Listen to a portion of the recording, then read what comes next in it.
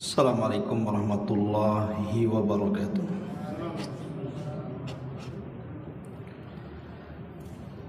Alhamdulillah, wassalatu wassalamu ala rasulillah wa ala alihi wa sahbihi wa mawala wa la hawla wa la quwwata illa billahi wa ba'du.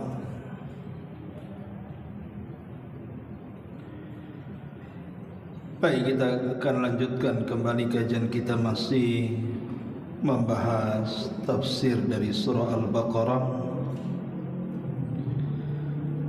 dan kita masuk pada ayat ke-63. A'udzubillahi minasyaitonir rajim.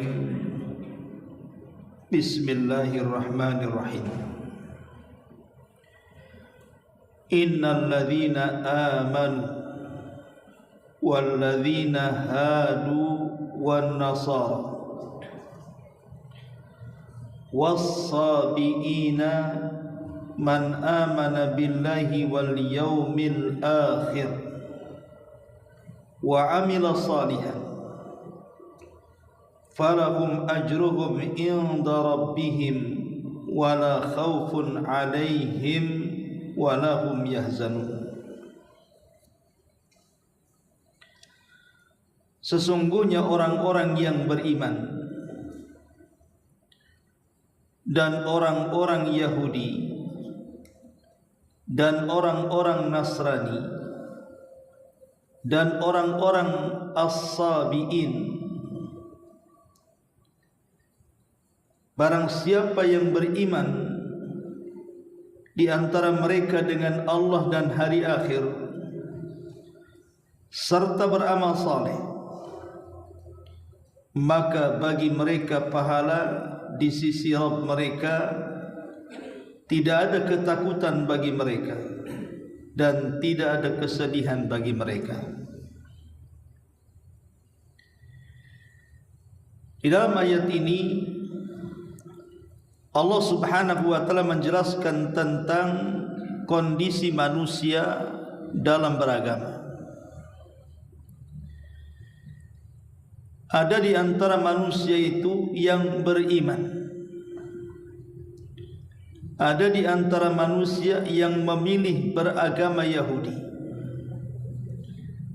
ada juga yang memilih agama Nasrani, ada juga yang memilih agama As-Sabi'ah atau As-Sabi'in.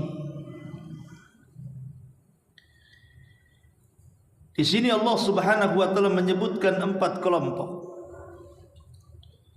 Yang pertama, innal ladzina amanu, sesungguhnya orang-orang yang beriman. Siapa orang yang beriman di sini? Ahli tafsir mengatakan maksudnya orang Islam, orang yang beriman kepada Rasul kita Muhammad sallallahu alaihi wasallam. Walaupun kata orang-orang yang beriman ini juga dinisbatkan kepada seluruh orang yang beriman kepada para nabi di zamannya, seperti orang-orang yang mengikuti Ibrahim dan ajarannya, mereka juga orang-orang yang beriman. Atau mengikuti Nabi Musa dan ajarannya, mereka juga orang-orang yang beriman. Atau mengikuti Daud dan ajarannya, mereka juga orang-orang yang beriman. Dan semua orang-orang yang mengikuti para nabi dan ajarannya disebut orang-orang yang beriman, tentu pada zamannya. Tapi yang dimaksud orang-orang yang beriman dalam ayat ini, maksudnya adalah orang-orang yang mengikuti Muhammad sallallahu alaihi wasallam dan ajarannya. Kenapa? Karena para pengikut Rasul sallallahu alaihi wasallam dan mengikuti ajarannya alias umat Islam, mereka adalah orang-orang yang paling betul-betul keimanannya dan paling betul-betul ketakwaannya dibandingkan umat sebelumnya. Makanya kenapa umat Islam dikatakan sebagai umat terbaik dibandingkan umat-umat sebelumnya, dan itu disyaratkan dalam Al-Quran.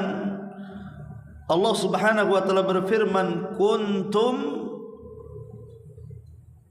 kalian ini khairu ummatin, adalah sebaik-baik umat, ukhrijat linnasi, yang dikeluarkan kepada manusia.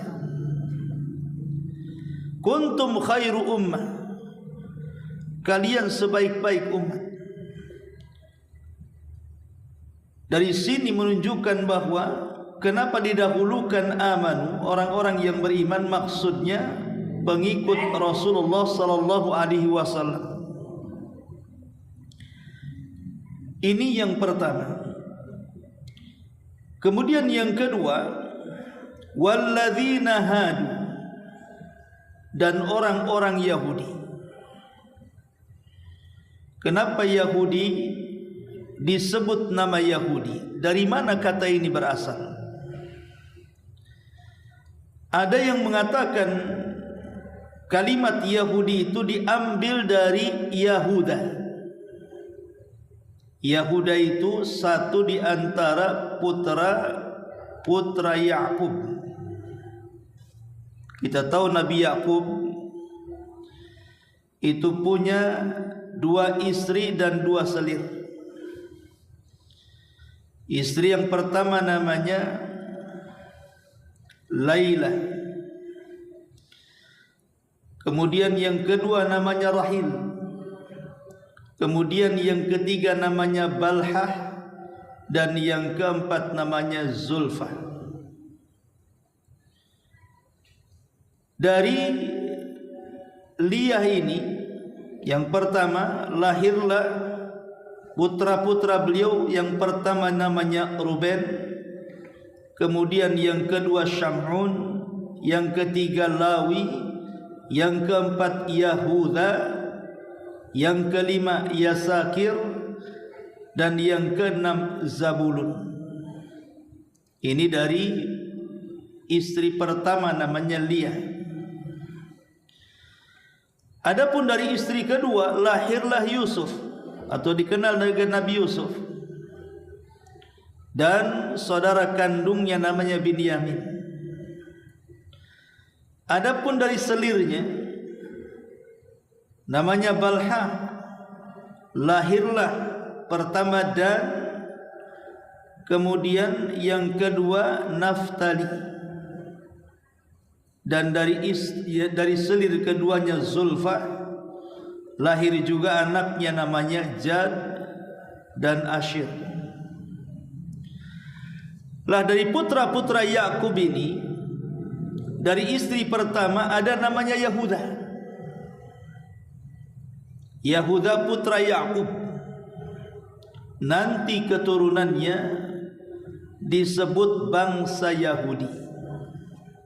Ini satu pendapat. Yahudi disebut Yahudi karena dinisbatkan kepada salah satu putra Yakub dari istri pertama beliau namanya Liyah. Kemudian yang kedua, bahwa asal kata Yahudi itu diambil dari kata-kata Hudna. Hudna menjadi Yahudi,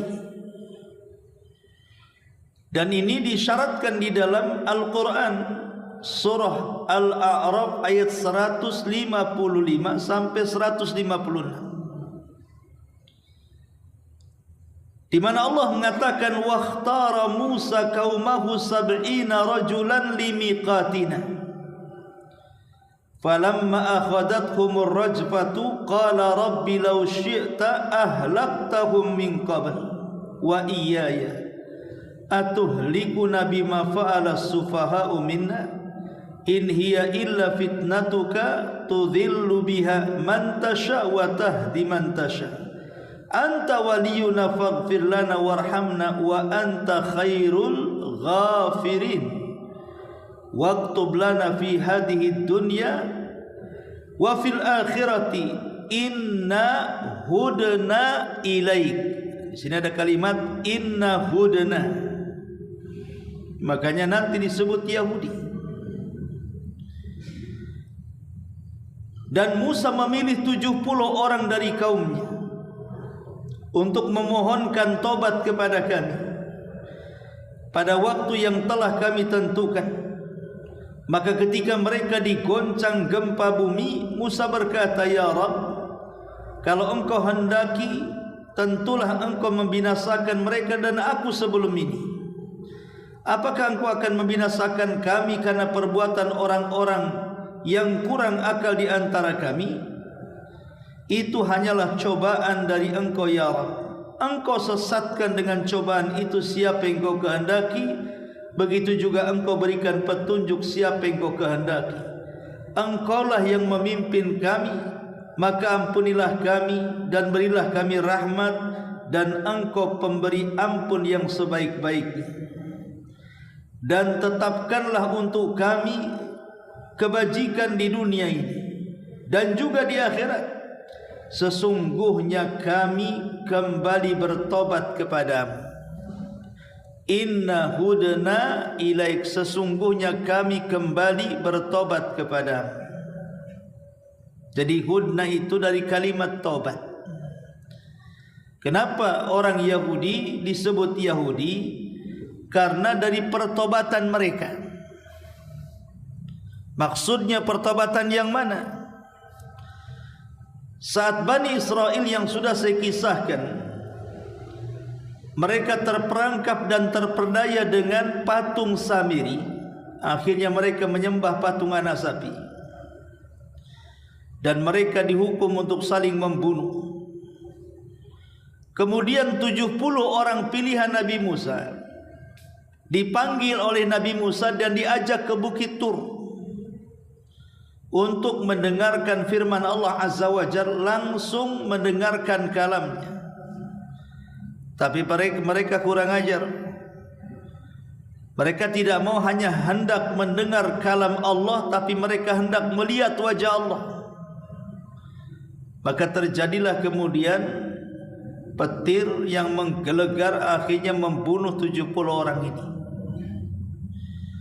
Kemudian Musa alaihi salatu wassalam kasihan dengan mereka, meminta kepada Allah untuk menghidupkan kembali mereka. Akhirnya Allah hidupkan kembali mereka. Saat mereka hidup itulah mereka mengatakan inna hudna ilaika, sesungguhnya kami bertobat kepadamu ya Rabb. Kalimat hudna, makanya sejak itulah kemudian orang-orang yang bertobat dari pengikut Nabi Musa disebut Yahudi. Diambil dari kata-kata hudna, Yahudi. Ini pendapat yang kedua. Pendapat yang ketiga, kenapa disebut Yahudi? Diambil dari kerajaan Yahuda. Dan kerajaan Yahuda ini tentu yang mengasasnya adalah putra-putra As-Sibt, arti Yahudi. Yahuda, keturunan Yahuda itu akhirnya membuat kerajaan. Karena kita tahu sejak keruntuhan kerajaan Nabi Sulaiman sepeninggalnya, dan kerajaan Bani Israel mulai melemah, maka putra-putra Bani Israel akhirnya tercerai-berai. Dan yang paling banyak dan masih punya kekuatan adalah turunan Yahuda. Akhirnya mereka membuat sebuah negeri, dan negeri itu disebut negeri Yahuda. Maka Yahudi itu nisbat kepada negeri ini. Ini satu pendapat. Pendapat yang lain, bahwa kalimat Yahudi itu diambil dari Hawadha. Hawadha itu artinya mawaddah, saling loyal dengan sesama mereka. Makanya hadis Nabi SAW mengatakan apa? Tahadu tahabu. Tahadu tahabu. Salinglah kalian memberikan hadiah, maka kalian akan saling mencintai. Jadi kalimat Yahudi diambil dari hawada, karena mereka saling membantu sesama mereka saja, loyal sesama mereka saja. Dan ada juga yang mengatakan bahwa Yahudi itu disebut Yahudi karena mereka suka mendekatkan diri kepada Allah dan beramal saleh. Tentu di zamannya, dari sekian Bani Israel, Yahudi ini yang paling banyak melakukan pendekatan diri kepada Allah dan beramal saleh. Ada juga yang mengatakan seperti itu. Tapi juga ada yang mengatakan Yahuda itu dari tahawwad. Tahawwad itu artinya taharrak. Taharrak itu artinya tergesa-gesa membaca. Sebab kalau mereka membaca Taurat itu beda dengan kita baca Quran. Kalau kita kan tartil bacaannya, karena memang Allah memerintahkan kita untuk warattilil Qur'ana tartila, disuruh tartil membaca Quran. Tapi mereka tidak, tergesa-gesa membaca Taurat itu. Sambil mereka meratap di dinding ratapan, mereka membaca Taurat itu tergesa-gesa. Dan tergesa-gesa dalam bahasa Arab itu disebut tahawwad. Makanya mereka disebut Yahudi dari kalimat tahawwad. Intinya bahwa para ulama berselisih pendapat tentang kenapa mereka disebut Yahudi, menjadi beberapa pendapat yang saya sudah sebutkan tadi. Lalu apa bedanya Yahudi dengan Bani Israel ini? Seperti di Palestina ada bangsa Yahudi, atau juga disebut dengan Israel. Israel itu kan diambil dari Israel, Banu Israel, maka mereka sebut Israel. Kita tahu bahwa Israel atau Banu Israel, Israel sendiri nama lain daripada Yakub. Maka turunan Yakub disebut Banu Israel. Adapun secara tarikh, secara sejarah, Banu Israel ini adalah sebuah kelompok yang disebutkan di dalam kitab-kitab langit, semuanya disebut, baik Tauratnya, baik Zaburnya, baik Injilnya, baik Qurannya, menyebut soal Banu Israel. Dan diturunkan kepada mereka banyak para nabi. Adapun kalau zaman sekarang, Bani Israel ini sebenarnya tidak mesti Yahudi. Ada dari Bani Israel menjadi Yahudi, ada dari Bani Israel menjadi Nasrani, ada dari Bani Israel menjadi Muslim juga. Jadi Bani Israel atau Israel itu bukan agama. Israel atau Israel itu bukan agama. Dia adalah nasab. Nasab kepada Yakub, putra daripada Ibrahim, Ishak alaihi salam. Adapun Yahudi itu agama, dia bukan nasab. Kalau disebut kalimat Yahudi berarti kita bicara soal agama. Dan mereka mengaku bahwa mereka adalah mengikuti ajaran Nabi Musa alaihi salatu wassalam. Ma'asyiral muslimin yang dimuliakan Allah Subhanahu wa taala, dan Yahudi di zamannya mereka adalah agama yang paling benar. Tapi di zamannya, ingat ya, di zaman Nabi Musa alaihi salatu wassalam, sebelum diutusnya Isa bin Maryam. Dari sini kita tahu bahwa kita jangan sebut Israel, tapi kita sebut Yahudi. Mereka adalah bangsa Yahudi. Mereka bukan Israel. Karena Israel itu nama suci, nama lain daripada Yakub. Sementara ajaran Yakub itu tidak seperti ajaran Yahudi hari ini. Mereka merubah-rubah ajaran Taurat menjadi ajaran Talmud. Talmud inilah yang menyesatkan orang-orang Yahudi, sehingga wajar kalau seandainya Yahudi itu ganas kepada di luar Yahudi, mau Muslim mau Nasrani, tidak pandang bulu. Karena bagi mereka sperma di luar Yahudi itu bagaikan binatang. Begitu menurut Talmud. Makanya kalau mereka membunuh anak-anak di Palestina, wanita-wanita tua di Palestina, membombardir orang-orang yang tidak bersalah, mereka tidak ada perasaan iba sedikit pun. Karena mereka menganggap di luar Yahudi itu hina. Biasa saja mereka menggonisinya. Jadi beda Yahudi dengan Israel. Israel nama suci, dia Yakub. Adapun Yahudi sudah menyekutukan Allah karena mengatakan Uzair itu adalah salah satu putra Allah Subhanahu wa taala. Ini yang kedua. Yang ketiga Allah mengatakan walladzina hadu wan nasara. Lalu siapa Nasrani ini? Ada yang mengatakan bahwa disebut Nasrani itu nisbah kepada sebuah negeri namanya Nasirah. Dan negeri Nasirah itu negeri tempat kelahiran Isa bin Maryam. Jadi Isa bin Maryam dilahirkan di sebuah tempat namanya Nasirah, sehingga para pengikut Isa bin Maryam disebut An-Nasara atau Nasrani, karena diambil dinisbatkan kepada negeri kelahiran Isa namanya Nasirah. Ini satu pendapat. Pendapat yang kedua, bahwa disebut Nasara atau Nasrani itu diambil dari kalimat nusrah. Nusrah itu artinya pertolongan. Karena mereka para pengikut Isa bin Maryam itu, saat Nabi Isa mengatakan man ansari ilallah, siapa yang akan menolongku?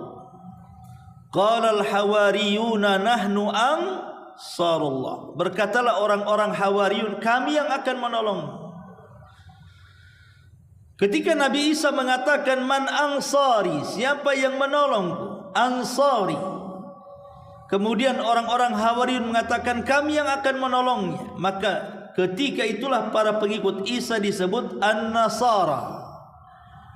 Mereka adalah bukan hanya sekedar mengikut Isa, tapi juga memperjuangkan dan menolong Isa bin Maryam. Mereka orang-orang Hawariyun. Jadi nisbah kepada para penolong Isa bin Maryam, sehingga mereka disebut An-Nasara. Ma'asyiral muslimin yang dimuliakan Allah Subhanahu wa taala. Tetapi kalau kita melihat dalam Al-Qur'an,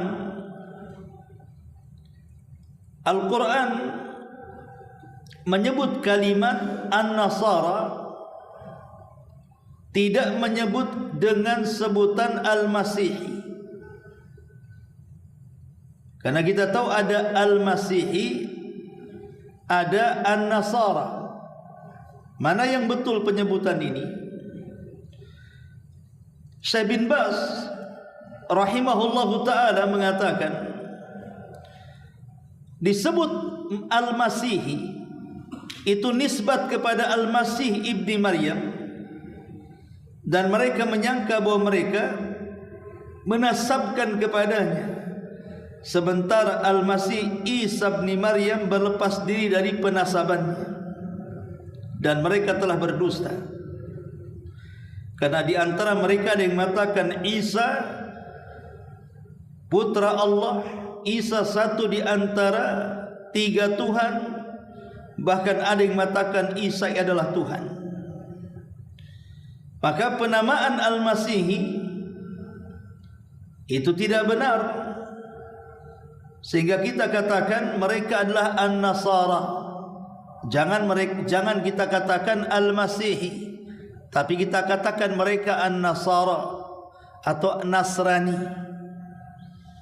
karena Al-Masih ini nisbat kepada Isa, dan Isa berlepas diri dari penisbatan itu, karena mereka sudah menganggap Isa anak Tuhan, satu di antara tiga Tuhan, bahkan Isa adalah Tuhan itu sendiri. Ma'asyiral muslimin yang dimuliakan Allah Subhanahu wa taala, intinya bahwa penisbatan kepada An-Nasara itu penisbatan kepada sebuah negeri atau kepada sebuah sifat. Kepada sebuah negeri artinya negeri kelahiran Isa, dinisbatkan yang kedua kepada sifat, karena sifat para pengikut Isa bin Maryam, mereka suka menolong Isa bin Maryam. Maka dalam bahasa Arab An-Nasara itu diambil dari nusrah, menolong. Ini asal penamaan An-Nasara. Ma'asyiral muslimin yang dimuliakan Allah Azza wa Jalla, adapun An-Nasara di zaman Nabi Isa, mereka adalah orang-orang yang terbaik di zamannya, dan agamanya terbenar di zamannya.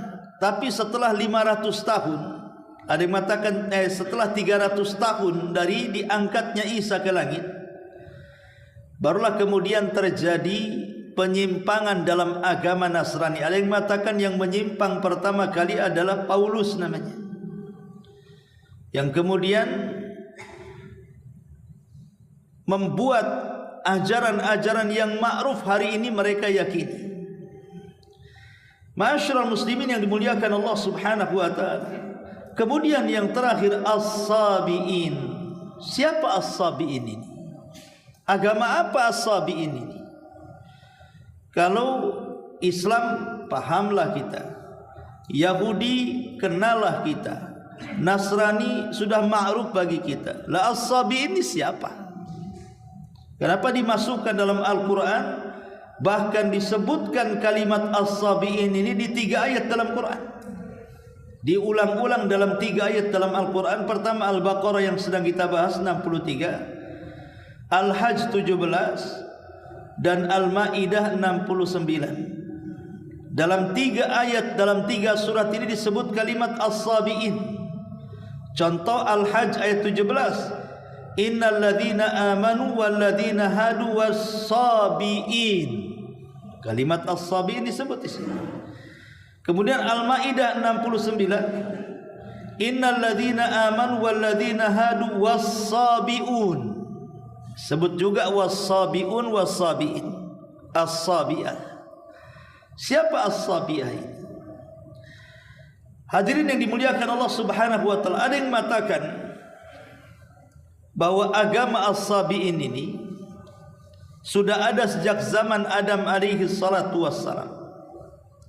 Mereka lah para pengikut Nabi Adam, dan kitab yang dipelajarinya adalah Suhuf Adam. Dan itu berlangsung sampai zaman Nuh, sampai zaman Nabi Ibrahim, sampai zaman Nabi Yahya. Jadi di zaman Nabi Yahya, As-Sabi'ah ini menyatakan dirinya bahwa mereka adalah pengikut Nabi Yahya, bukan pengikut Isa. Karena Isa dan Yahya itu kan sezaman, apalagi mereka kerabat. Jadi kalau pengikut Isa itu disebut An-Nasara, tapi kalau pengikut Yahya putra Zakaria disebut As-Sabi'in atau As-Sabi'ah. Ini satu pendapat. Pendapat yang kedua,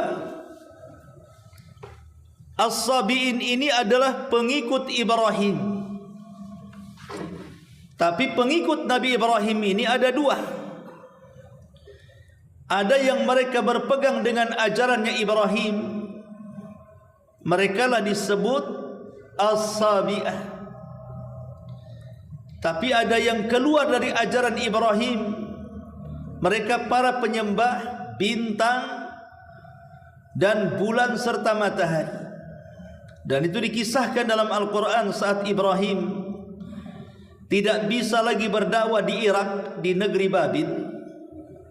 Maka Ibrahim hijrah ke mana? Ke Haran, masih daerah Irak juga. Di Haran inilah Nabi Ibrahim berdebat dengan orang-orang yang menyembah bintang, bulan dan matahari. Kemudian Nabi Ibrahim mengiklankan agama tauhidnya, sehingga orang terpecah menjadi dua.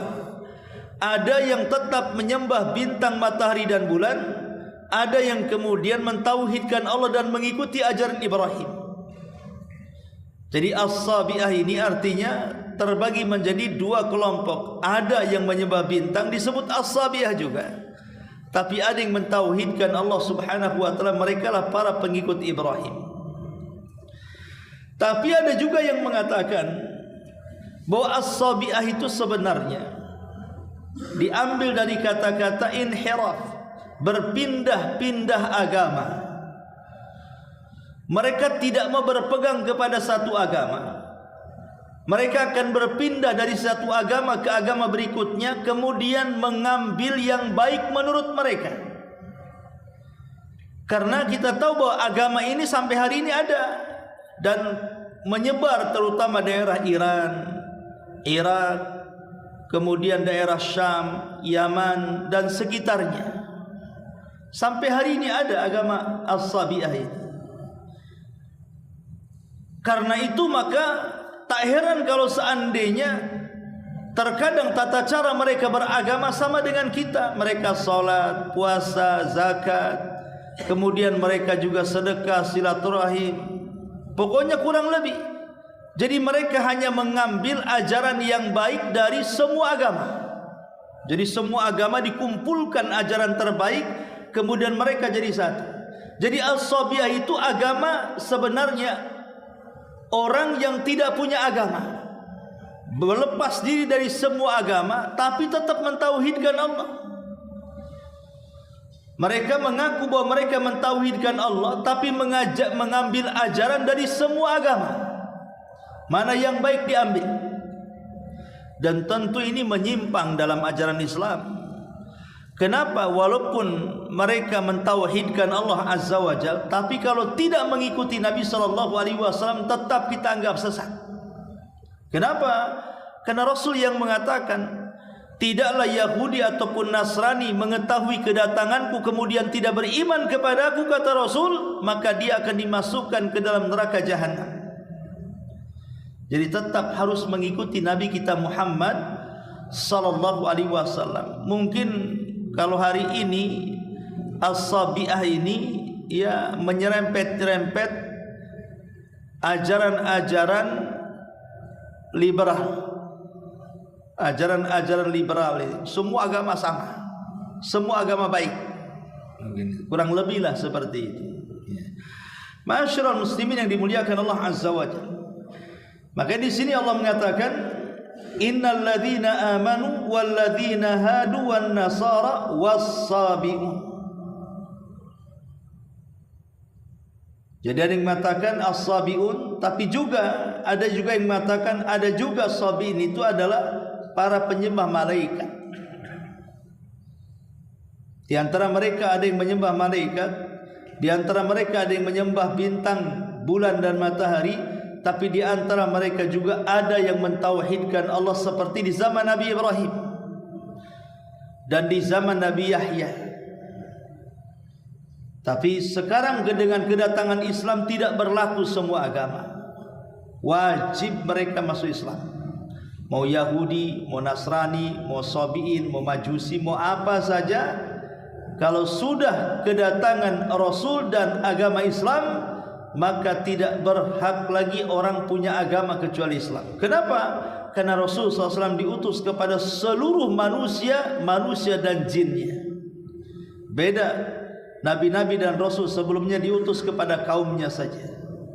Tapi Rasul kita Muhammad SAW diutus kepada seluruh manusia. Wa ma arsalnaka illa rahmatan lil alamin. Tidaklah kami utus engkau wahai Muhammad kecuali menjadi rahmat bagi seluruh alam semesta. Artinya semua manusia harus mengikuti Nabi sallallahu alaihi wasallam, hatta kalaupun Nabi Musa hidup di zaman sekarang, maka dia tidak boleh menyebarkan ajarannya. Kata Nabi SAW, "Lau kana Musa hayyan thumma taba'tumuhu wa taraktumuni la dhalaltum." Kalau Musa hidup di zaman sekarang, kata Rasul, kalian ikut Musa meninggalkan aku, sesat kalian. Padahal Nabi Musa itu ulul azmi. Tapi kalau hadirnya di masa setelah diutusnya Nabi SAW, tidak boleh satu Nabi dan Rasul pun menyebarkan agamanya. Makanya Isa bin Maryam ketika turun di akhir zaman, dia tidak menyebarkan agamanya, karena dia bukan seorang Nabi. Ketika diangkat ke langit sudah sempurna kenabiannya, sudah sempurna ajarannya disampaikan, sehingga di usia 34 diangkat ke langit, dan di akhir zaman akan turun bukan sebagai Nabi, tetapi sebagai pengikut Nabi SAW. Jadi Isa itu nanti di akhir zaman bukan sebagai Nabi yang menyebarkan ajarannya, tapi sebagai pengikut Nabi SAW. Makanya dia salat di belakang Al-Mahdi, kemudian memaksa ahli kitab untuk masuk ke dalam Islam kalau tidak dibunuh. Tidak ada ketiganya. Kalau di zaman Rasul ada tiga kan, masuk Islam, tak mau bayar pajak, tak mau bantai kan gitu ya. Tapi di akhir zaman enggak ada bayar pajak, upeti enggak ada. Masuk Islam atau mati. Makanya Allah mengatakan dalam Al-Quran, "Wa in min ahlil kitab illa la yu'minanna bihi qabla mautih." Kebanyakan nanti ahli kitab di akhir zaman banyak yang masuk Islam sebelum kematian Isa bin Maryam. Itu karena Isa bin Maryam yang mendakwahi mereka, sehingga banyak kemudian ahli kitab yang masuk Islam sebelum kematian Isa bin Maryam. Jadi Isa turun di akhir zaman, dia tidak menyebarkan syariatnya. Dia hanya turun untuk melaksanakan tugas membunuh Dajjal, mematahkan salib, membunuh babi, kemudian berhukum dengan hukum keadilan, mengajak kaum yang di luar Islam masuk ke dalam Islam. Ma'asyiral muslimin yang dimuliakan Allah Azza wa Jalla. Kemudian Allah Subhanahu wa taala mengatakan, "Man amana billahi wal yaumil akhir wa amila salihah." Apabila orang yang beriman, orang Yahudi, orang Nasrani, orang As-Sabi'in, mereka mau beriman kepada Allah, tentu di zamannya masing-masing, beriman kepada Allah dan kepada hari akhir dan beramal saleh, maka mereka falahum ajruhum inda rabbihim wala khaufun alaihim wala hum yahzanun. Maka mereka akan dapat pahala. Mereka tidak akan disentuh dengan rasa takut, dan mereka tidak akan disentuh dengan perasaan sedih. Maka umat Islam apabila mereka istiqamah terhadap Al-Quran dan Sunnah Nabi SAW, maka mereka tidak akan disentuh dengan perasaan takut dan kesedihan saat menjelang ajalnya. Dan itu disyaratkan dalam Al-Quran, "Innal ladzina qalu rabbuna Allah tsumma istaqamu tatanazzalu alaihimul malaika alla takhafu wa la tahzanu wa abshiru bil jannati allati kuntum tu'adun." Orang-orang yang mengatakan Rabb kami Allah, kemudian istiqamah, apa yang Allah perintahkan laksanakan, apa yang Allah larang tinggalkan, apa yang Allah halalkan nikmati, apa yang Allah haramkan jauhi. Istiqamah dengan 4 perkara ini, maka detik-detik wafatnya malaikat akan membisikkan di telinganya, jangan takut. Maksudnya setelah kematian, jangan takut dengan alam kubur, kau tidak akan diazab. Jangan takut dengan padang mahsyar, engkau akan dihisab dengan hisab yang mudah. Jangan takut dengan titian, engkau akan mudah melewatinya. Jangan takut dengan neraka, engkau tidak akan masuk ke dalamnya. Dibisikkan oleh telinga, jangan takut. Wala tahzan, jangan sedih. Mungkin kamu meninggalkan harta, meninggalkan anak, meninggalkan pasangan, meninggalkan orang-orang yang kau cintai, jangan sedih. Apa artinya jangan sedih? Allah akan kirim para malaikat menjaga mereka. Wa abshiru bil jannah, berbahagialah, ingat sorga sudah menanti dirimu. Itulah orang-orang yang istiqomah saat kematiannya dibisikkan di 3 kalimat itu. Jangan takut akan perkara yang akan datang, jangan sedih akan perkara yang ditinggalkan, dan berbahagialah karena sorga sudah menantikan. Makanya ruhnya akan keluar dengan sangat tenang seperti tetesan air yang terakhir yang keluar dari mulut teko.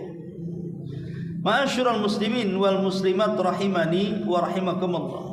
Tapi sekali lagi bahwa pahala di sisi Rabbnya tidak ada takut, tidak ada sedih.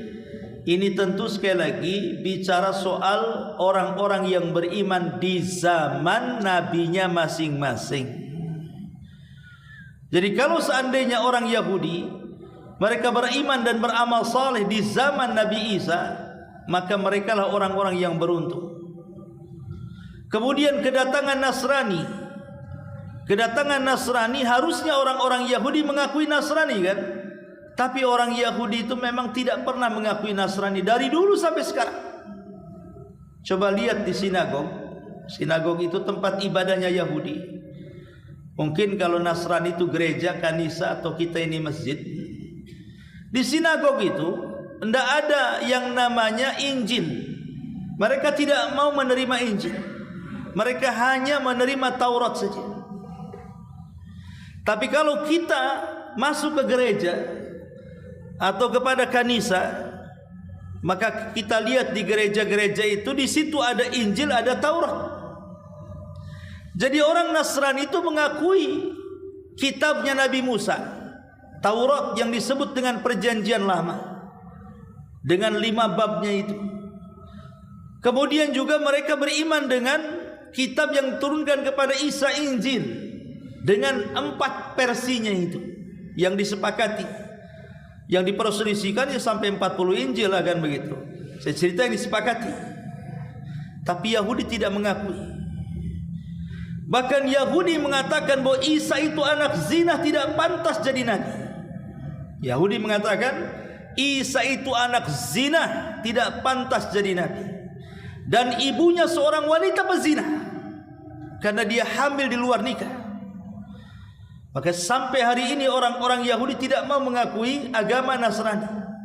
Makanya kenapa orang Nasrani sangat geram dengan Yahudi dan mengkafirkan orang Yahudi.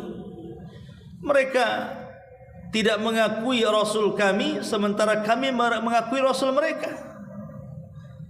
Tapi anehnya orang Nasrani yang geram dengan orang-orang Yahudi karena tidak mengakui Isa bin Maryam, justru mereka tidak mengakui Muhammad sallallahu alaihi wasallam, padahal kita mengakui Taurat dan Injil mereka. Kan aneh. Mereka benci dengan Yahudi, tapi mereka tidak menerima Islam. Padahal Islam kurang apa? La nufarriqu baina ahadin mir rusul. Kita dilarang membeda-bedakan para utusan. Kita percaya bahwa Isa turun kepada mereka, Musa turun kepada Yahudi, Taurat turun kepada mereka, Injil turun kepada mereka. Kita yakini itu semuanya. Malah Nasrani tidak mengakui kerasulan Muhammad SAW dan mereka mengkafirkan kita. Sebagaimana Nasrani mengkafirkan Yahudi karena orang Yahudi tidak mengakui Injil mereka, maka kita juga kafirkan orang Nasrani karena Nasrani juga tidak mengakui Al-Quran kita. Apa bedanya? Ma'asyiral muslimin yang dimuliakan Allah Subhanahu wa taala. Tapi ajaran Islam itu ajaran lembut. Tetap kita akui tentang ajaran-ajaran Yahudi. Dan nabi yang diutus kepada mereka, Nabi Musa, tetap kita akui. Bahkan dalam Islam, keterkaitan Nabi Musa dan Bani Israel itu sangat erat sekali. Sampai-sampai dalam Isra Mi'raj saja Rasul ketemu Nabi Musa.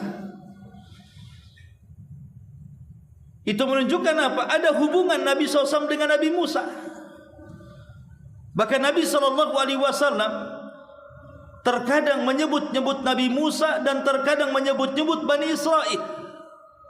Seperti umpamanya ketika Rasul marah kepada kaum muslimin saat perang Hunain yang melintasi sebuah pohon bidara, tiba-tiba mereka mengatakan, Rasul, kami ingin pohon bidara itu, katanya. Karena pohon bidara itu dulu waktu kami musyrik, kami buat pohon bidara itu tempat untuk mencari berkah.